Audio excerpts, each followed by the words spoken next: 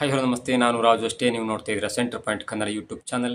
ಒಂದು ಕಡೆ ಸಿದ್ದರಾಮಯ್ಯನವರು ಈ ನವೆಂಬರ್ ವೇಳೆಗೆ ಚೇಂಜ್ ಆಗ್ತಾರೆ, ಬದಲಾವಣೆ ಆಗ್ತಾರೆ, ಸ್ವಯಂ ನಿವೃತ್ತಿ ಆಗ್ತಾರೆ ಅನ್ನೋ ಸುದ್ದಿ ಒಂದು ಕಡೆ ಹರಿದಾಡ್ತಾ ಇದ್ರೆ, ಮತ್ತೊಂದು ಕಡೆ ನವೆಂಬರ್ನಲ್ಲಿ ಡಿ ಕೆ ಶಿವಕುಮಾರ್ ಅವರು ಮುಖ್ಯಮಂತ್ರಿಯಾಗಿ ಪದಗ್ರಹಣವನ್ನು ಹೊಂದ್ತಾರೆ ಅನ್ನುವ ಸುದ್ದಿ ಮತ್ತೊಂದು ಕಡೆ ಹರಿದಾಡ್ತಾ ಇದೆ. ಆದರೆ ಎರಡೂ ಬಣಗಳ ನಡುವೆ ಕಚ್ಚಾಟ ಇದೆಯಲ್ಲ, ಅದು ದೊಡ್ಡ ಮಟ್ಟಕ್ಕೆ ಇಳಿದುಬಿಟ್ಟಿದೆ, ಇಳಿಯಬಾರದ ಮಟ್ಟಿಗೆ ಇಳಿದುಬಿಟ್ಟಿದೆ ಅಂತ ಹೇಳ್ಬೋದು. ಯಾಕಂದರೆ ಸಿದ್ದರಾಮಯ್ಯನವರ ಬಣ, ಆಪ್ತ ಬಣ ಡಿ ಕೆ ಶಿವಕುಮಾರ್ ಅವರನ್ನು ಹೀಗಾದ್ರೂ ಮಾಡಿ ತಪ್ಪಿಸಲಿಕ್ಕೆ ದೊಡ್ಡ ಪ್ರಯತ್ನವನ್ನು ಮಾಡ್ತಾ ಇದ್ರೆ, ಮತ್ತೊಂದು ಕಡೆ ಡಿ ಕೆ ಶಿವಕುಮಾರ್ ಅವರು ಪದೇ ಪದೇ ಹೈಕಮಾಂಡ್ ಅನ್ನು ಮೀಟ್ ಮಾಡ್ತಾ ಇದ್ದಾರೆ. ಹಾಗಾದರೆ ಇವೆಲ್ಲದ ನಡುವೆ ಈಗ ಸಿದ್ದರಾಮಯ್ಯನವರಿಗೆ ದೊಡ್ಡ ತಲೆನೋವಾಗಿದ್ದು ಮೂಡಾ ಪ್ರಕರಣ. ಹಾಗಾದರೆ ಸಿದ್ದರಾಮಯ್ಯನವರಿಗೆ ಮೂಡಾ ಪ್ರಕರಣದಲ್ಲಿ ರಿಲೀಫ್ ಸಿಕ್ಕಿಲ್ವಾ ಎನ್ನುವುದನ್ನು ನೋಡೋಣ. ಅದಕ್ಕಿಂತ ಮೊದಲು ನಮ್ಮ ಚಾನಲನ್ನು ಸಬ್ಸ್ಕ್ರೈಬ್ ಮಾಡಿಲ್ಲ ಅಂದರೆ ಈಗಲೇ ಸಬ್ಸ್ಕ್ರೈಬ್ ಮಾಡಿ, ಜೊತೆಗೆ ಕಾಮೆಂಟ್ ಮುಖಾಂತರ ತಮ್ಮ ಅಭಿಪ್ರಾಯವನ್ನು ತಿಳಿಸ್ಬೋದು. ಸ್ನೇಹಿತರೆ, ಇವತ್ತು ಮೂಡಾ ಪ್ರಕರಣದ ಒಂದು ದೊಡ್ಡ ತೀರ್ಮಾನ ಅಥವಾ ತೀರ್ಪು ಹೊರಬೀಳಬೇಕಿತ್ತು, ಬಿದ್ದಿದೆ. ಮಧ್ಯಾಹ್ನದ ನಂತರ ಜನಪ್ರತಿನಿಧಿಗಳ ಕೋರ್ಟ್ ಇದೆಯಲ್ಲ, ಅಲ್ಲಿ ವಿಚಾರಣೆ ನಡೆದ ನಂತರ ಇದೀಗ ಹೊಸ ತೀರ್ಪೊಂದು ಹೊರಬಿದ್ದಿದೆ. ಆ ಹೊಸ ತೀರ್ಪಿನಲ್ಲಿ ಸಿದ್ದರಾಮಯ್ಯನವರಿಗೆ ಲಾಭವಾಯ್ತಾ, ನಷ್ಟವಾಯ್ತಾ, ಸಿದ್ದರಾಮಯ್ಯನವರ ಹೆಸರು ಆ ಮೂಡಾ ಪ್ರಕರಣದಿಂದ ಹೊರಗೆ ಬಂತ, ಎಲ್ಲವೂ ಕೂಡ ಕುತೂಹಲಕ್ಕೆ ಕಾರಣವಾಗಿತ್ತು. ಆದರೆ ಜನಪ್ರತಿನಿಧಿಗಳ ಕೋರ್ಟ್ ಇದೆಯಲ್ಲ, ಅದು ಸ್ವಲ್ಪ ಮಟ್ಟಿಗೆ ಸಿದ್ದರಾಮಯ್ಯನವರಿಗೆ ಶಾಕ್ ಕೊಟ್ಟಿದೆ, ಸ್ವಲ್ಪ ಮಟ್ಟಿಗೆ ಸಿದ್ದರಾಮಯ್ಯನವರಿಗೆ ನಿರಾಳತೆಯನ್ನು ಕೊಟ್ಟಿದೆ. ಯಾಕಂದರೆ ದೂರುದಾರರಾದಂಥ ಸ್ನೇಹಮಯಿ ಕೃಷ್ಣ ಅವರು ಲೋಕಾಯುಕ್ತ ವಿರುದ್ಧವಾಗಿ ಲೋಕಾಯುಕ್ತ ಪೊಲೀಸರ ವಿರುದ್ಧವಾಗಿ ಒಂದು ಅರ್ಜಿಯನ್ನು ಜನಪ್ರತಿನಿಧಿಗಳ ಕೋರ್ಟಿಗೆ ಹೋಗಿದ್ರು. ಅದರ ವಿಚಾರಣೆ ಕೂಡ ನಡೆದಿತ್ತು.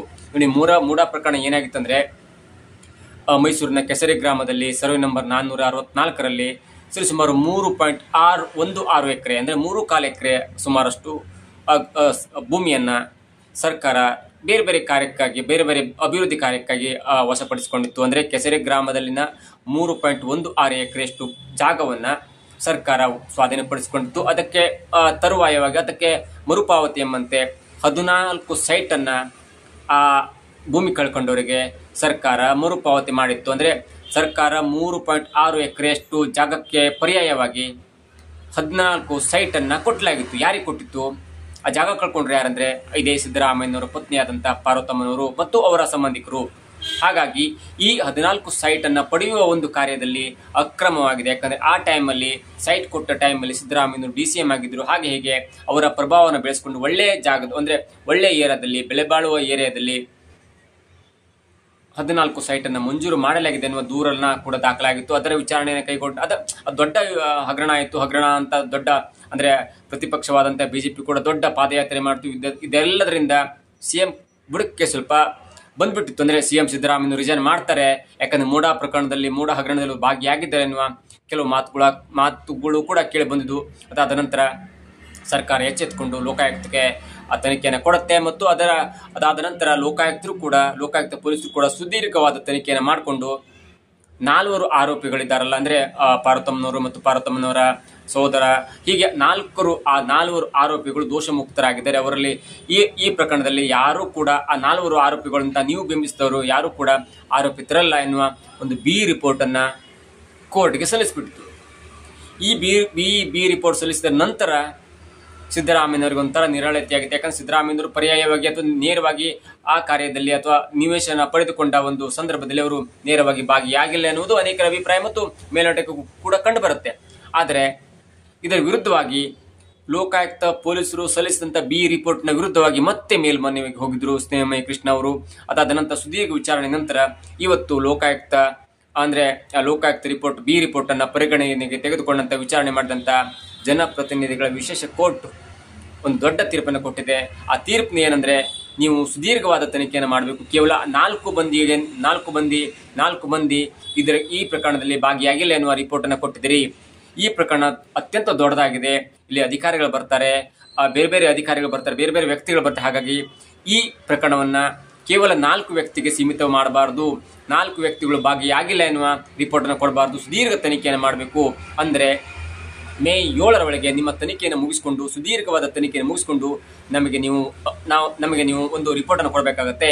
ಆ ನಂತರ ನಾವು ವಿಚಾರಣೆಯನ್ನು ಮಾಡ್ತೇವೆ. ಅಲ್ಲೇ ತನಕ ಈ ಪ್ರಕರಣವನ್ನು ಹೀಗೆ ಕಾಯ್ಕೊಂಡಿರಬೇಕು, ಯಥಾಸ್ಥಿತಿಯಲ್ಲಿ ಕಾಯ್ಕೊಂಡಿರಬೇಕು ಅನ್ನೋ ಒಂದು ತೀರ್ಪನ್ನು ಕೊಡುತ್ತೆ. ಜೊತೆಗೆ ಇಡಿ ಕೂಡ ಒಂದು ಮೇಲ್ಮನವಿಯನ್ನು ಸಲ್ಲಿಸಿತ್ತು, ಅಂದರೆ ಇಡಿ ಕೂಡ ಒಂದು ಅರ್ಜಿಯನ್ನು ಸಲ್ಲಿಸಿತ್ತು, ನಾವು ಕೂಡ ಈ ತನಿಖೆಯನ್ನು ಮಾಡ್ತೇವೆ ಎನ್ನುವ ಒಂದು ಅರ್ಜಿಯನ್ನು ಸಲ್ಲಿಸಿತ್ತು. ಆ ಅರ್ಜಿ ಕೂಡ ಹೌದು, ನೀವು ತನಿಖೆಯನ್ನು ಮಾಡಬಹುದು, ನೀವು ಕೂಡ ಬಾಧಿತ ವ್ಯಕ್ತಿಯಾಗಿದ್ದೀರಿ ಎನ್ನುವ ಒಂದು ತೀರ್ಮಾನವನ್ನು ಕೊಡುತ್ತೆ. ಆದರೆ ಮೇ 7ರ ತನಕ ಅವರು ರಿಪೋರ್ಟ್ ಸಲ್ಲಿಸುವ ತನಕ, ಅಂದರೆ ಲೋಕಾಯುಕ್ತ ಪೊಲೀಸರು ತಮ್ಮ ಸುದೀರ್ಘವಾದ ರಿಪೋರ್ಟನ್ನು ಸಲ್ಲಿಸುವ ತನಕ ಇಡಿ ಕೂಡ ಸಿದ್ದರಾಮಯ್ಯನವರ ವಿರುದ್ಧವಾಗಿ ಯಾವುದೇ ವಿಚಾರಣೆ ಮಾಡಬಾರದು ಎನ್ನುವ ಒಂದು ತೀರ್ಪನ್ನು ಕೂಡ ಕೊಟ್ಟಿದೆ. ಹಾಗಾಗಿ ಒಂದು ಕಡೆ ಲೋಕಾಯುಕ್ತ ಪೊಲೀಸರು ಕೊಟ್ಟಂತ ಬಿ ರಿಪೋರ್ಟ್ ಮರುಪರಿಶೀಲನೆ ಆಗಿ ಮೇ 7ರ ತನಕ ಸಿದ್ದರಾಮಯ್ಯನವರಿಗೆ ಯಾವುದೇ ತೊಂದರೆ ಆಗಲ್ಲ. ಯಾಕಂದ್ರೆ ಇಡಿ ಕೂಡ ಮೇ 7ರ ತನಕ ಯಾವುದೇ ವಿಚಾರಣೆ ಮಾಡುವ ಹಾಗಿಲ್ಲ ಎನ್ನುವ ಕೋರ್ಟ್ ತೀರ್ಮಾನ ಇದೀಗ ಬಂದಾಗಿದೆ. ಆದ್ರೆ ಒಂದು ಕಡೆ ನೋಡ್ತಾ ಇದ್ರೆ ಸಿದ್ದರಾಮಯ್ಯನವರು ಇವತ್ತು ತಾವು ನಿರಾಳರಾಗ್ತೇವೆ, ಬಿ ರಿಪೋರ್ಟ್ ಅಂಗೀಕಾರವಾಗುತ್ತೆ, ಕೋರ್ಟ್ ಕೂಡ ಅದು ಅಂಗೀಕಾರ ಮಾಡುತ್ತೆ ಎನ್ನುವ ಹುಮ್ಮಸ್ನಲ್ಲಿದ್ರು. ಆದ್ರೆ ಅವರಿಗೆ ಅದರಿಂದ ದೊಡ್ಡ ಶಾಕ್ ಆಯ್ತು. ಅಂದ್ರೆ ಮೇ 7ರ ತನಕ ಸುದೀರ್ಘವಾಗಿ ತನಿಖೆ ಮಾಡಿ ಯಾವೆಲ್ಲ ಅಧಿಕಾರಿಗಳು ಇದರ ಭಾಗಿಯಾಗಿದ್ದಾರೆ, ಸಿದ್ದರಾಮಯ್ಯನವರು ಭಾಗಿಯಾಗಿಲ್ಲ ಅಂತ ನೀವು ರಿಪೋರ್ಟ್ ಕೊಟ್ಟಿದ್ರಿ, ಆದ್ರೆ ಯಾವೆಲ್ಲ ಅಧಿಕಾರಿಗಳು ಭಾಗಿಯಾಗಿದ್ದಾರೆ, ಯಾವೆಲ್ಲ ಸಂಸ್ಥೆಗಳು ಇದರಲ್ಲಿ ಬರುತ್ತವೆ ಎನ್ನುವ ಸುದೀರ್ಘ ರಿಪೋರ್ಟ್ ಅನ್ನ ಲೋಕಾಯುಕ್ತ ಪೊಲೀಸರು ಕೊಡಬೇಕು ಎನ್ನುವ ಆದೇಶವನ್ನ ಲೋಕಾಯುಕ್ತ ಪೊಲೀಸರಿಗೆ ಕೋರ್ಟ್ ಕೊಟ್ಟಿದೆ. ಅಂದ್ರೆ ಜನಪ್ರತಿನಿಧಿಗಳ ವಿಶೇಷ ಕೋರ್ಟ್ ಇದೆಯಲ್ಲ, ಅದು ಲೋಕಾಯುಕ್ತ ಪೊಲೀಸರಿಗೆ ಒಂದು ಆದೇಶವನ್ನು ಕೊಟ್ಟಿದೆ. ಹೀಗಾಗಿ ಒಂದು ಕಡೆ ಇದರಿಂದ ಹೊರಗೆ ಬರ್ತೇನೆ ಎನ್ನುವ ಆತ್ಮವಿಶ್ವಾಸದಲ್ಲಿ ಇದ್ದಂತ ಸಿದ್ದರಾಮಯ್ಯನವರಿಗೆ ಸ್ವಲ್ಪ ಹಿನ್ನಡೆ ಆದ್ರೆ, ಮತ್ತೊಂದು ಕಡೆ ಇಡಿ ಎಂಟ್ರಿಯಾಗಿ ಈ ಕ್ಷಣವೇ ನಮ್ಮನ್ನ ಎನ್ಕ್ವೈರಿ ಮಾಡುತ್ತೆ ಅನ್ನುವ ಭಯದಲ್ಲಿದ್ದಂತ ಸಿದ್ದರಾಮಯ್ಯನವರಿಗೆ ಮೇ 7ರ ತನಕ ಇಡಿ ಕೂಡ ಯಾವುದೇ ವಿಚಾರಣೆಯನ್ನು ಮಾಡುವ ಹಾಗಿಲ್ಲ ಎನ್ನುವ ಒಂದು ಆದೇಶವನ್ನು ಕೊಟ್ಟಿದ್ರಿಂದ ಸರಿಸುಮಾರು 22 ದಿನಗಳ ಕಾಲ ಸಿದ್ದರಾಮಯ್ಯನವರು ಯಾವುದೇ ಎನ್ಕ್ವೈರಿಯಿಂದ ದೂರ ಉಳಿಬಹುದು, ಆರಾಮಾಗಿರ್ಬಹುದು, ತಮ್ಮ ಆಡಳಿತವನ್ನು ನಡೆಸಬಹುದು. ಹಾಗಾಗಿ ಸಿದ್ದರಾಮಯ್ಯನವರಿಗೆ ಒಂದ್ ಕಡೆ ಈ ಲೋಕಾಯುಕ್ತರು ಪೊಲೀಸರು ಸಲ್ಲಿಸಿದ ಬಿ ರಿಪೋರ್ಟ್ ಅಂಗೀಕಾರವಾಗಿಲ್ಲ ಎನ್ನುವ ಸ್ವಲ್ಪ ಹಿನ್ನಡೆಯಾದ್ರೆ, ಮತ್ತೊಂದು ಕಡೆ ಇಡಿ ಕೂಡ ಮೇಲ್ಮನೆ ಹೋಗಿ ತಾನು ವಿಚಾರಣೆ ಮಾಡ್ತೇನೆ, ನಾನು ಕೂಡ ಆಬಾಧಿತ ವ್ಯಕ್ತಿ ಎನ್ನುವ ಒಂದು ಮನವಿಯನ್ನು ಸಲ್ಲಿಸಿತು. ಅದಕ್ಕೆ ಪೂರಕವೆಂಬಂತೆ ಕೋರ್ಟ್ ಕೂಡ ಹೌದು, ನೀವು ಕೂಡ ಆಬಾಧಿತ ವ್ಯಕ್ತಿ, ಆದರೆ ನೀವು ವಿಚಾರಣೆಯನ್ನು ಮಾಡಬಹುದು, ಆದರೆ ಮೇ 7ರ ತನಕ ನಾನು ತೀರ್ಪು ಕೊಡೋ ತನಕ ನೀವು ಯಾವುದೇ ವಿಚಾರಣೆಯನ್ನ ಮಾಡುವ ಹಾಗಿಲ್ಲ ಎನ್ನುವ ಒಂದು ತೀರ್ಪನ್ನು ಕೊಟ್ಟಿದ್ದರಿಂದ ಸರಿಸುಮಾರು 22-23 ದಿನಗಳ ಕಾಲ ಸಿದ್ದರಾಮಯ್ಯನವರು ಈ ಮೂಡಾ ಪ್ರಕರಣದಿಂದ, ಮೂಡಾ ಹಗರಣದಿಂದ ಹೊರಗೆ ಬಂದು ನಿರಾಳತೆಯನ್ನು ಅನುಭವಿಸಬೇಕಾಗಿತ್ತು, ನಿರಾಳತೆಯನ್ನ ಹೊಂದಬಹುದಾಗಿದೆ.